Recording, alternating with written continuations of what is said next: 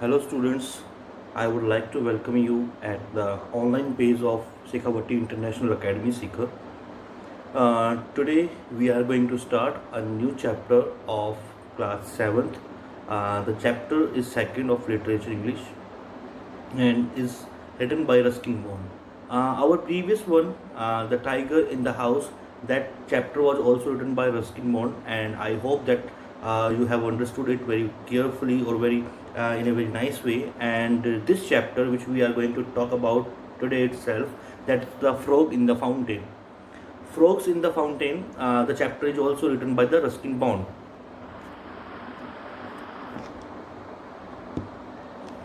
Here, that Ruskin Bond, as I have told you, that he had achieved many rewards in his life, especially in the field of children literature. That children love to read his work, his stories, short stories, and his all concepts. There is a meaningful lesson in each and every story. So this is a very beautiful story. Consists of different way of his styles. You will learn. So here, without wasting any time, so I'm going to start the chapter. That is, it start from here. Marigolds grow almost everywhere in our beautiful country, and they are constantly in demand.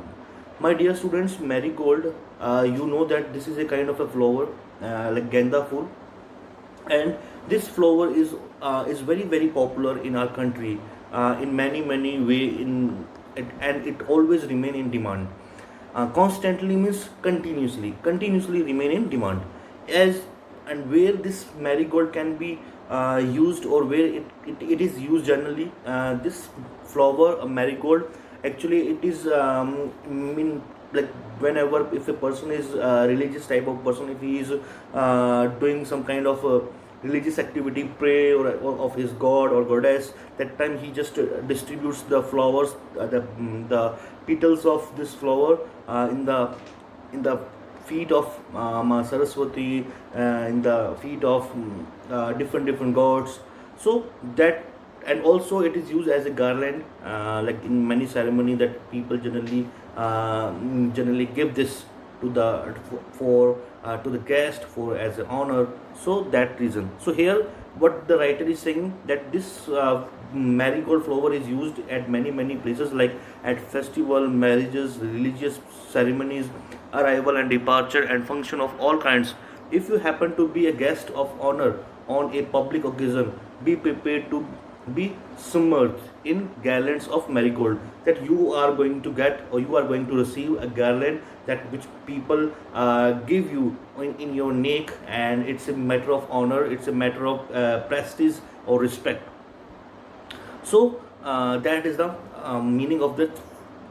Here I'm a little wary of these welcoming garlands, because on the occasion a sleeping bee nestling between the petals flew out and stung me under my chin. Here, my dear students, here the person, let me tell you which person I'm talking about. This person. Here, this person is going to be rewarded, and just because of, there is a reason behind it. What reason is behind it? This person is having some problem under his chin. What problem he has faced through, that you see that here,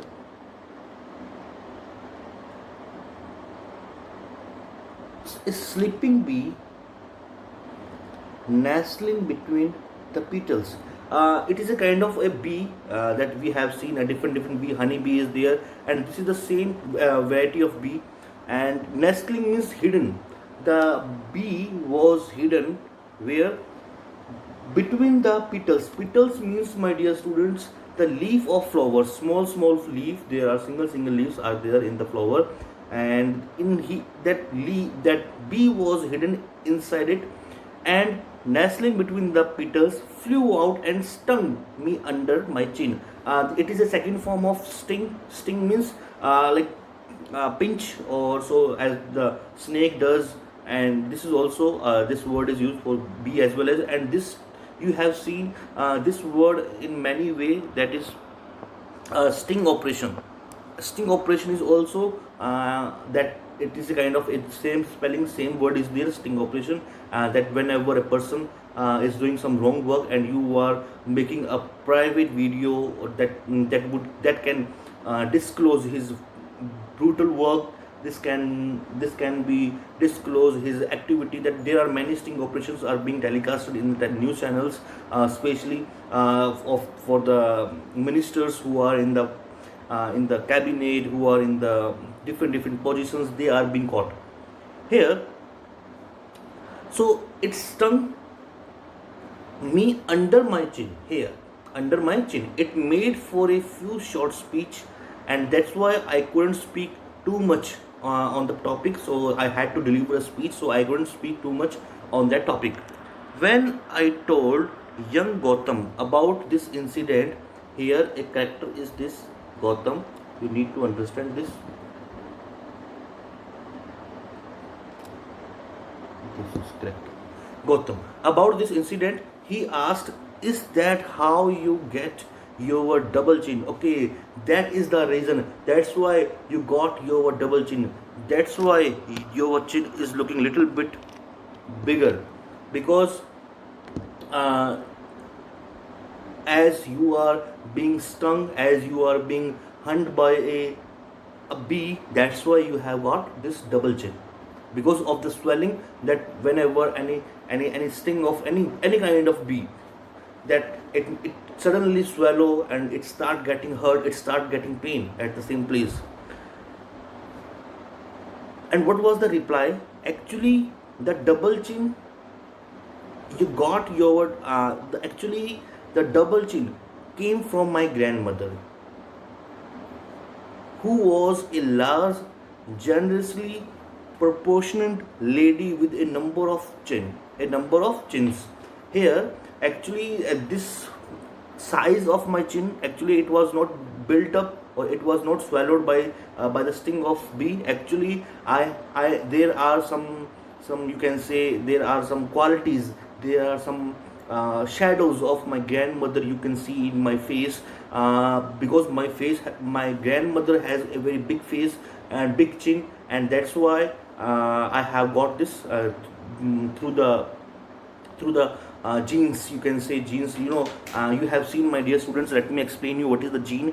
Gene is, you see that in your neighboring, in your own family, the two brothers looking same, even brother and sisters are looking same. So it is actually the gene of their parents which go through in their generation. So it happens. So here the person is saying that actually I didn't get a such type of chin recently, actually from my childhood. This is a double chin because of I have a shade of my grandmother. Gautam and his sister Srishti,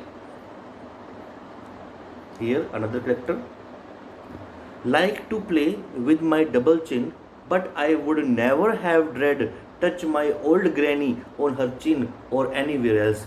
Now here Gautam and Gautam's sister like to play, to rub their hands on my chin. It's a it's a kind of a fun for them. But I never touch the chin on my on the grandmother face, because she was, what type of woman she was?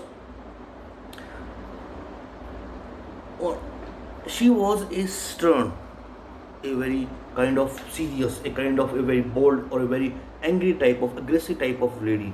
Reserved woman. Reserved means who is not orthodox type of person, who is introvert type of person, who generally not mingle with others, who generally not share their matters with others easily. They just disclose their matter, share their matter to a specific person. So such type of lady his grandmother was,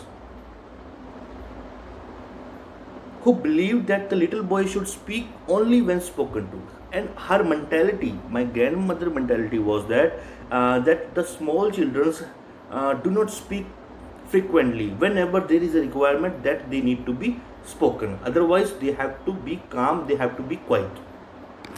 This was the mentality of this poor lady, of grandmother. She fed us reasonable well. She kept a great Khan's Amma but she didn't believe in second helpings, with the result that I have spent the rest of my life indulging in second helpings. Now, here, my dear students, that there was a cook servant.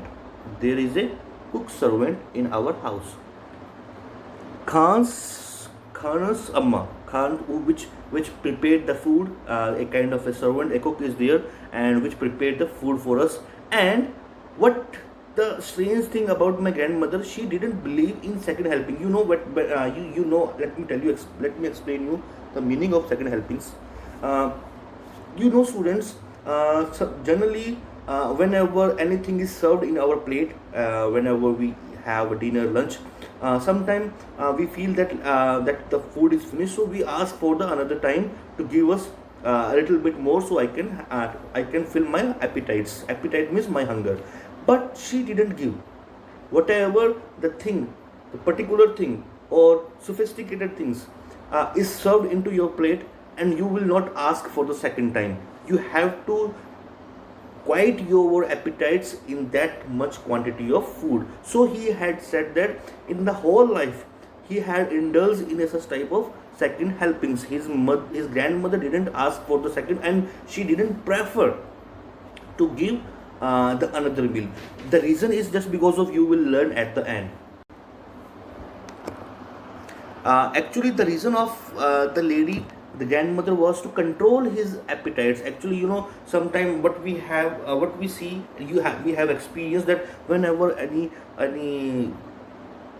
our favorite dish is prepared in our kitchen by our mother, by our elders, and that is our favorite, then what we do, we generally we eat 4 chapati or 6 chapati, but in that specific day, and especially our favorite dish, we generally consume 1 or 2 extra chapatis, just because of the taste of the food, of the meal.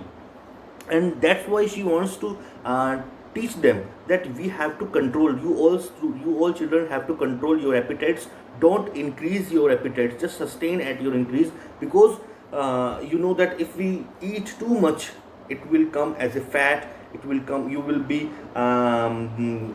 converted into a bloated sauces, a kind of a person who is too much fatty, too much heavy in the weight. So she is mindset of that type of lady.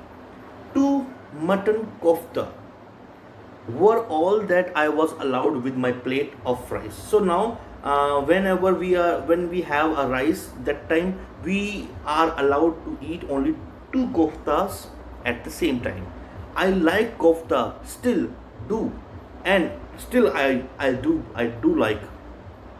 Means right now I also like koftas, and it was painful for a small boy to have to stop at 2, and the person is saying that it was very very difficult for us, especially for me, to stop my desire at only having 2 koftas. I wanted to have the another kofta, 3 kofta, 4 kofta at the same time, but as my grandmother was so strict, she scolded us. She also gave punishment if we asked for the second time. So it was a kind of a rule and regulation in our house to contain or to have our limited appetites. That whatever the rule is made for the children, that 2 are enough, and nobody can go beyond on it.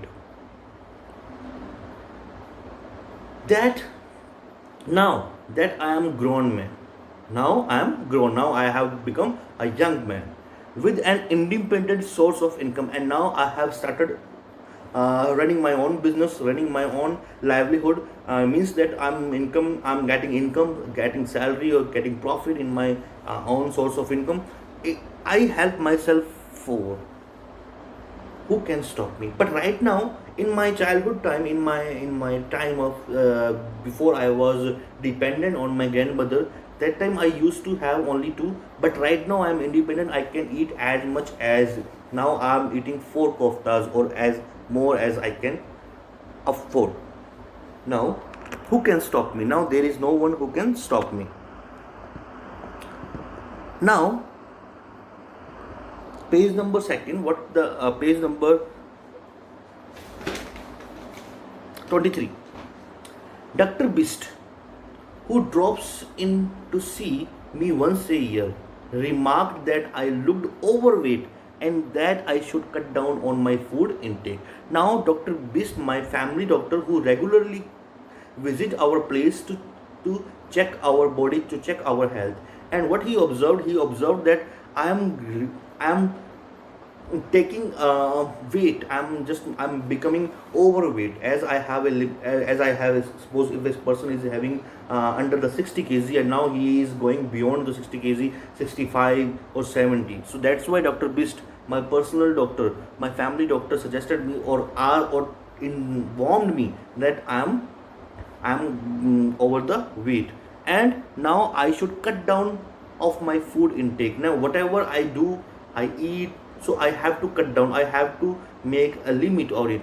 So now earlier I was continuously eating for 5 6 chapati at the same time, but now I have to cut my food diet. That I have to make. I have to maintain a food diet so I can reduce my fat. I can reduce my, like, that fat which has covered my all the muscles and now made me some disfigured. Now figure is the way the body is lean, where the body is perfect, the chest is outside, and the tummy, the stomach is inside, and the soldiers are wider.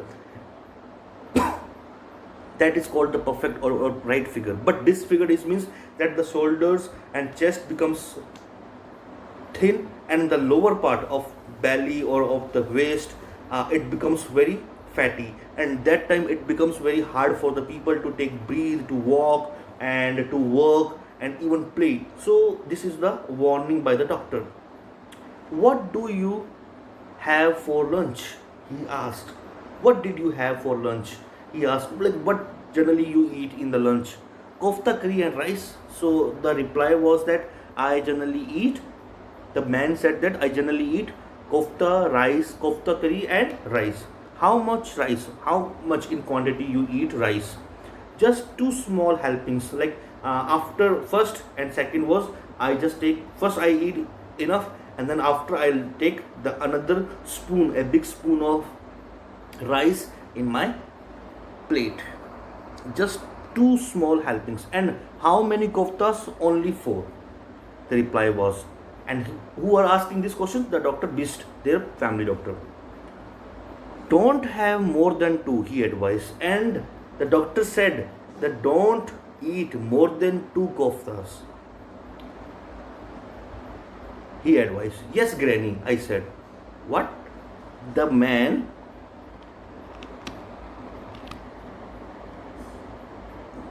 this man, what he said, when the doctor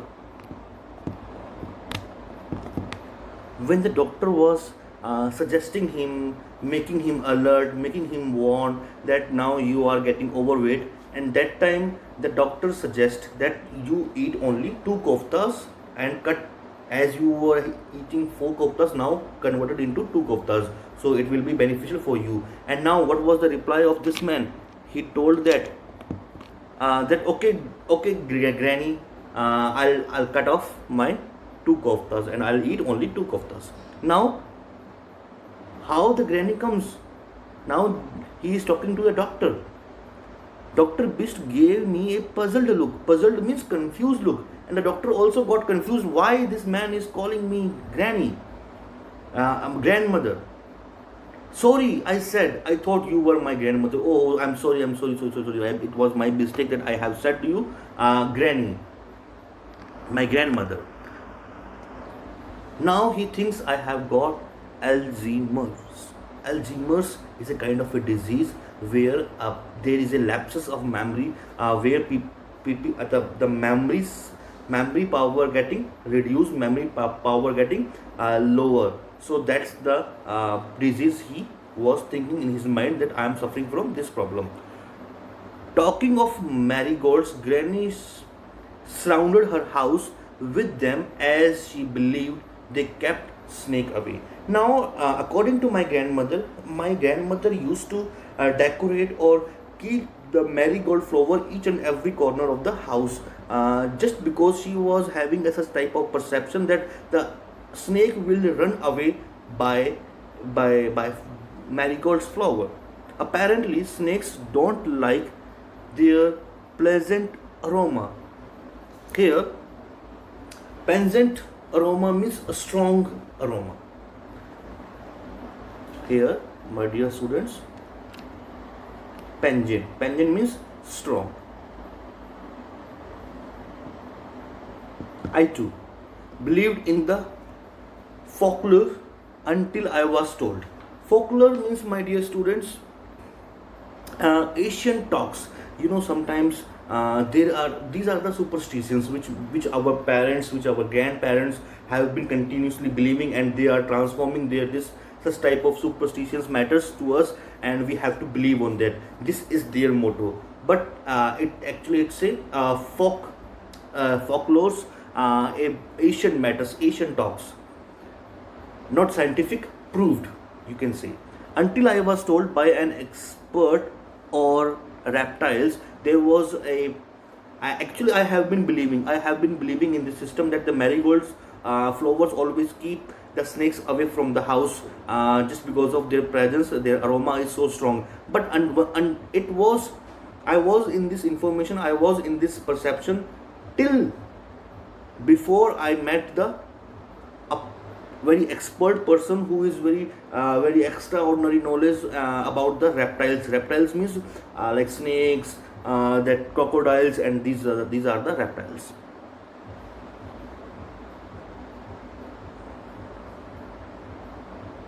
That snake do not have a strong sense of smell.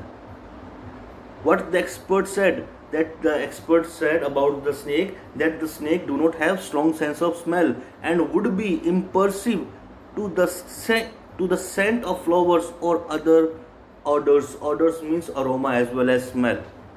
Now, imperceptive means not responsive. Now actually, the snake do not have a strong sense of smell. They breathe, they breathe their whole body, they took oxygen. But the problem is that they do, as we have a strong sense of smell, but as compared to us, the dog have more sense of smelling. They have a very great skill of sniffing, and but according to us, we have also a great sense of smell. But the snake do not have a great sense of smell, and they would be imperceptive, responsive. They are not too much responsive to scent of flower or the odors, my dear. The meaning of odors is also a smell, maybe so, but I don't recall ever seeing a snake in granny's garden. But whatever, this is not a scientific reality, but I have ever never seen any snake in the garden of my granny. Although I did see them elsewhere. Yes, apart from my house, apart from my garden, I have seen these such type of snakes out of some other places. However, we did have plenty of frogs thanks to the disused fountain installed by my grandfather but neglected after his death. Now here, we do not have too much snakes in our house, but we have too much frogs in our house. And how it came?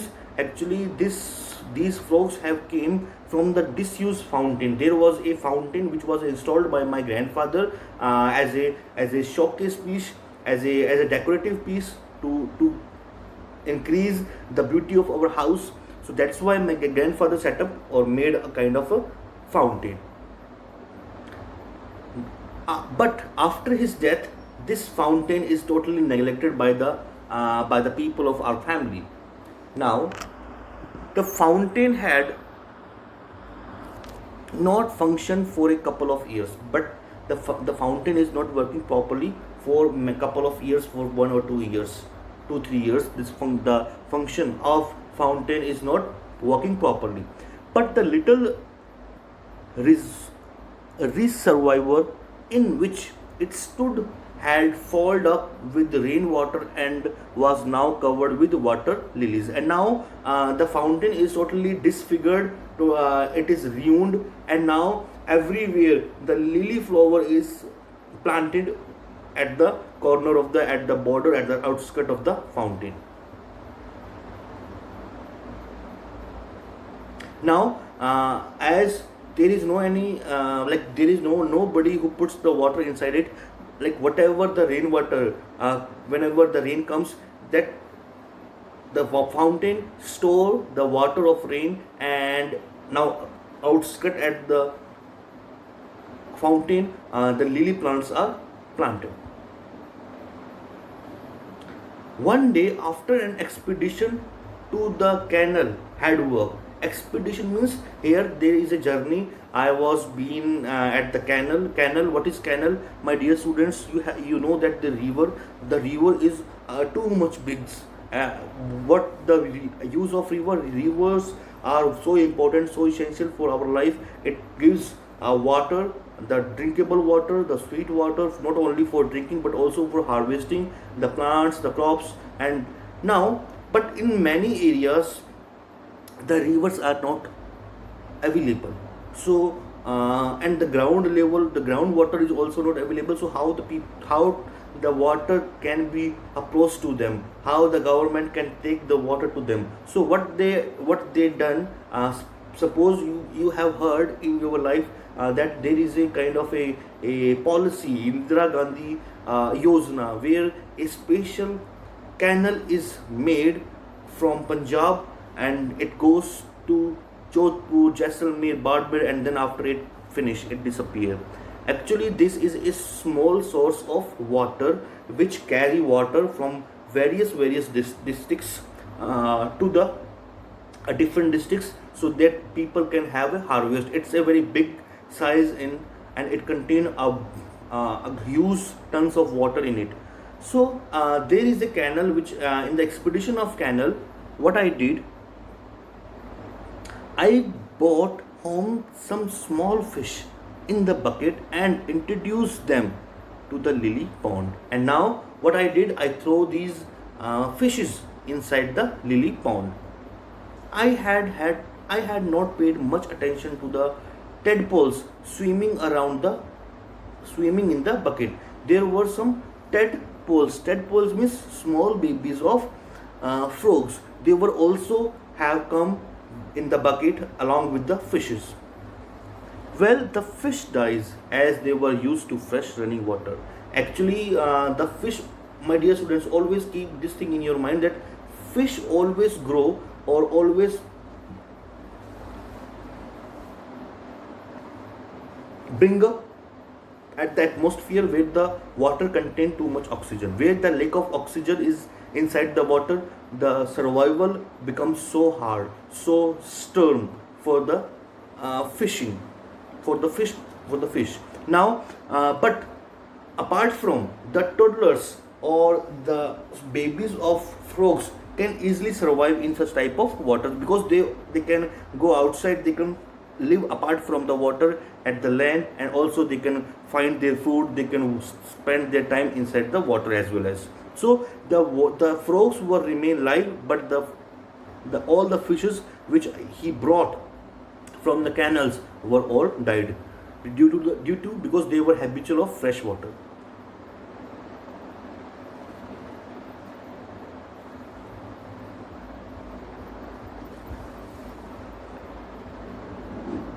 And stagnant not stagnant water, and this water was stagnant means contaminated. There were different type of insects also emerging in it, but the tadpoles did very well, and before long we had frogs leaping all over the place. And it was a very long matter of past that everywhere in my house the frogs leaping means jumping from one place to another. Everywhere there is a sound, there is a jumping of frogs were everywhere.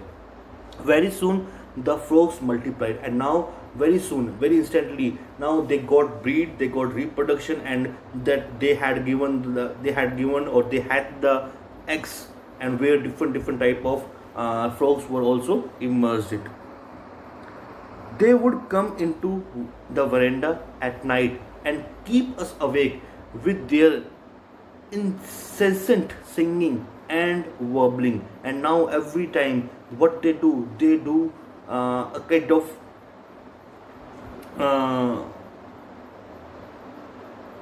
constantly singing in a gentle trailing manner. And now what they do at the especially night time, they continuously speaking, they continuously croaking. Actually the croak word is given to the sound of a frog croaking. Now they, like in our Hindi we say tur tur tur tur, but actually meaning of the tur is croaking, croak croak croak croak croak. This is the onomatopoeia sound of a frog.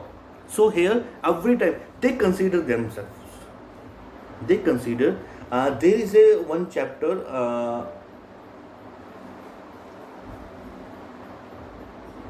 frog and the nightingale.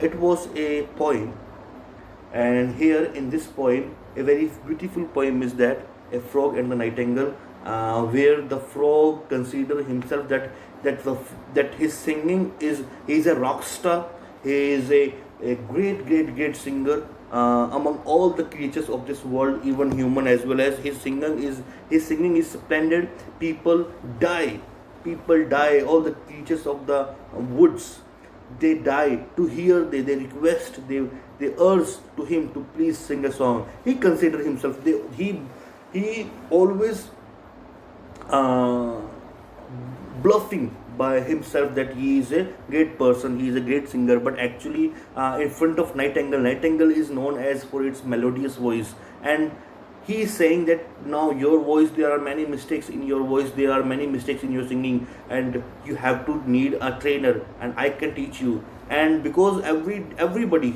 in the whole bog, or in the whole animal places that they in the jungle, everybody were desired, they were tempted, they were attracted by the voice of nightingale. But now in the jealousy, the frog had made his mind to kill the nightingale without spending, without giving, or without leaving any proof. So what he did, he said that if you want a trainer, the nightingale was very innocent by his mind.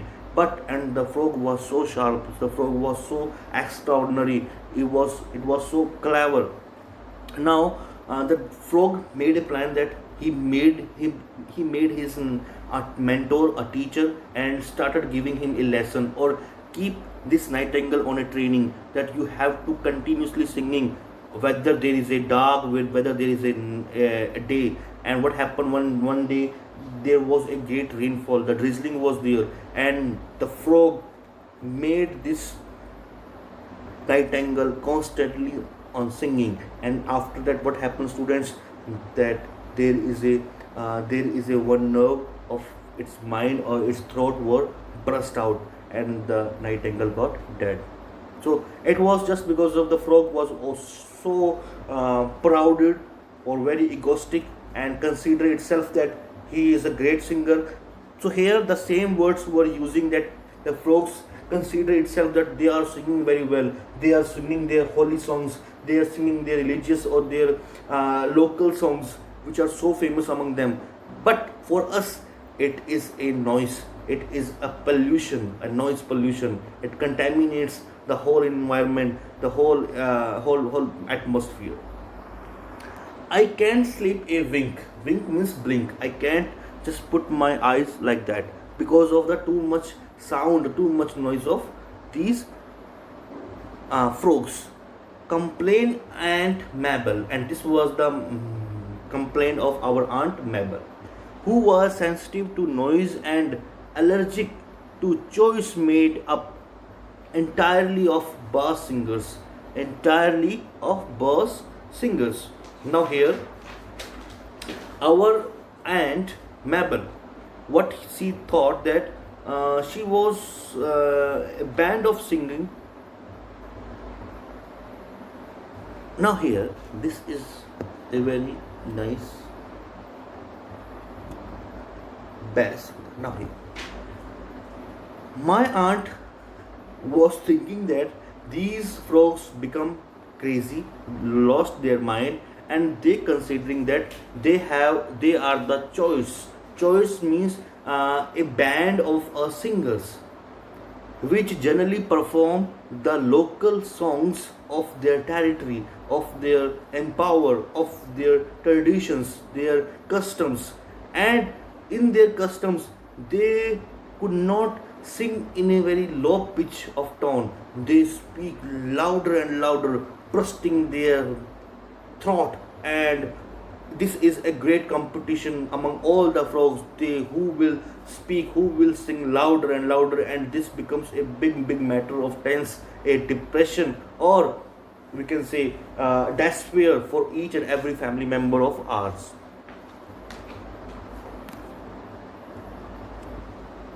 They are strandling you. Strandling means singing love song. I said, it was a long time since anyone had surrendered Aunt Mabel. Now, I, what I did, I just take a little bit fun with my aunt, and I used to say that actually they are singing a love songs for you. They love you a lot, and that's why they are singing a love song for you, a romantic song for you, as you are at the age of 40 years and now still you are unmarried, and now that's the a feeling they want to wake in your heart about the marriage, about being converted into couple. A confirmed a confirmed spinster in her early 40s. Spinster means, my dear students, it is a meaning of women, especially elderly, thought unlikely to marry, and they are confirmed that, as they want to tell you, they want to talk to you about that you have to go for marry, you have to think about your marriage life, as you are not, you are always living apart from the marriage. Before discussing about it, let me tell you, there is a recently I went through an interview where I met with a lady,